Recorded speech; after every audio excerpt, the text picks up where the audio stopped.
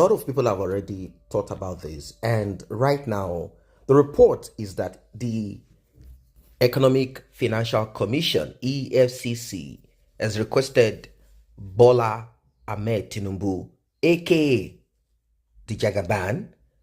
They are requesting the asset declaration document from the Code of Conduct Bureau.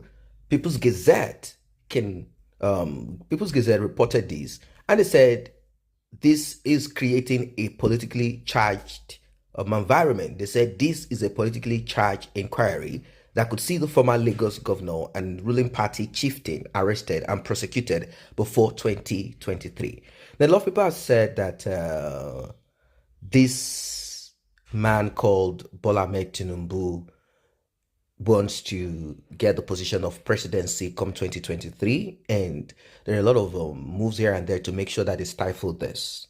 Now, the Anti-Graft Office in November 2020 asked the Asset Fraud Investigation Office to supply details of Mr. Tinubu's asset documents as part of an ongoing probe of the politician. According to a copy of the request obtained by the Gazette, the request dated November 6 was a follow-up to previous demands made with respect to Bola Ahmed Tinubu's assets. In the letter, EFCC referred to its previous letter of September 4, 2020 and CCB's response of October 9th, 2020, asking the Bureau to supply outstanding requested information of Bola Ahmed Adekunle Tinubu. It was not immediately clear whether or not the CCB has obliged the EFCC request for additional information ever since, or the nature and scope of information provided, if applicable. The EFCC's November 6 memo also included another high-profile politician and BUHARI's administration official, but the Gazette's lawyers advised that his identity should be protected until editors and reporters have established why it was being investigated.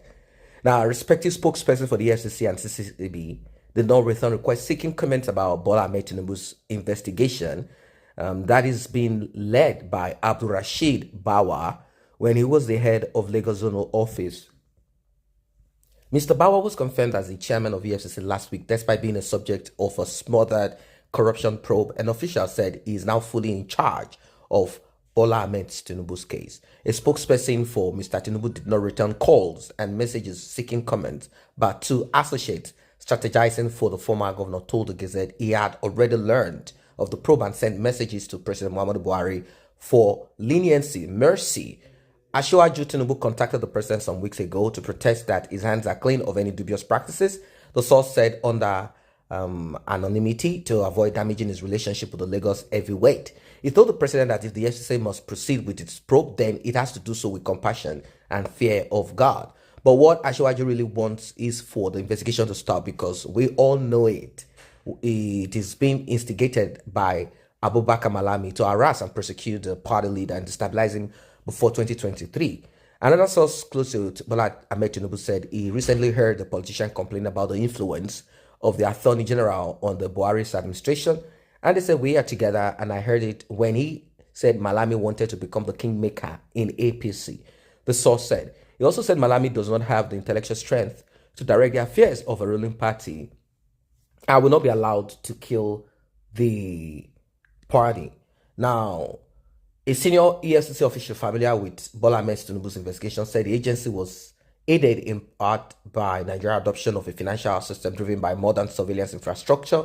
They said Bola Tinubu was already arraigned in 2011 for asset declaration fraud, but the matter was dismissed due to failure of prosecutors to find enough evidence to substantiate their claim that he operated foreign bank accounts while he was governor between 1999 to 2007. But the EFCC has now found additional information and believed it would successfully nail Bola Ahmed Tinubu using the same set of asset documents, but with advanced layers of verification. Nigeria has adopted the bank verification number, strengthened its financial intelligence department since 2011. The EFCC has traveled a long distance from 2011, when Tinubu was first prosecuted, and now we are carrying out a tech-driven anti-corruption war. The official also said Bola Ahmed Tinubu's alleged asset fraud is only an aspect of multiple counts to be instituted against him by EFCC. We have petitions from a group in Abuja that we should investigate the source of those bullion vans that was driven into his house in 2019, the official said. We are also investigating his use of several proxies to collude with governors in Lagos and how it siphons money from the state. In November, the Gazette published bank documents that showed how Bola Tinubu Alpha Beta was moving questionable funds it received from Lagos State into companies like linked to Mr. Tinubu, including broadcaster TVC and Lagos Metro bus providers. But EFCC ability to prove its case against Bola Tinubu this time could still prove more challenging than officials are boasting. Especially as he was said to have tucked his deals and assets in complex layers of financial maneuvering. Officials could not immediately comment on what Mr. BUHARI knew about Bola Tinubu's probe, but they expressed confidence that the president would be reluctant to stand in the way of a criminal investigation. Tinubu has long been considered untouchable because of the role he played in bringing BUHARI to power, but his influence waned since 2015 when BUHARI shot him out of his inner circles after being sworn in as president.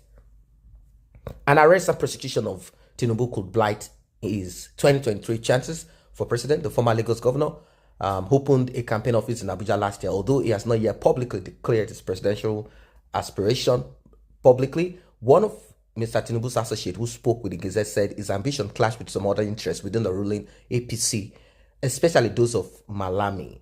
We know that it is the turn of the South to produce the next president. Mr. Tinubu's associate said, "We do not know why they are trying to humiliate him with their preliminary 2023 politics that they want to use to remove him from consideration for our party ticket."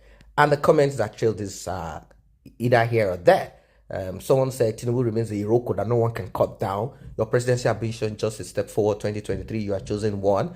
And someone said Tinubu brought Abuki, and Abuki said to consume Tinubu. Some say smiles. You think Tinubu is a baby in Nigeria politics? Remember that this same man was opposition party for good 16 years, yet he could not be convicted for any crime. If this information is true, I will advise that we just wait and see. Now, what does that tell you? It tells you that even though some might call this witch hunting, the reality on ground is that plus the person that wants to probe and the person that is being probed are all criminals. That's just the truth of all this. Someone says it's not even widely accepted in the Southwest, as claims he's only using money to buy people's conscience. Someone said Malami and Power are on rampage, but it is good for Tinubu to go through embarrassment because of his greed and ambition. Someone else said Northerners never say anything. Yoruba is waiting for them. They think they're smart. I don't like Tinubu, but all Northern politicians are trying to destroy him instead of them to support him. Tinubu has suffered under his people because of BUHARI.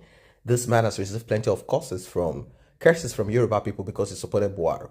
Someone say, Jagaban is the only politician in Nigeria today that his name must surely mention either in daily newspaper. So, someone else went on to say, we told him to be wary of his ambition. I don't know why he forgot history so soon. Abiola's experience is still fresh on our minds.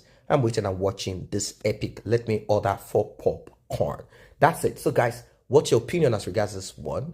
There seems to be a lot out there. People are just putting out a lot. When I say a lot is being put out there.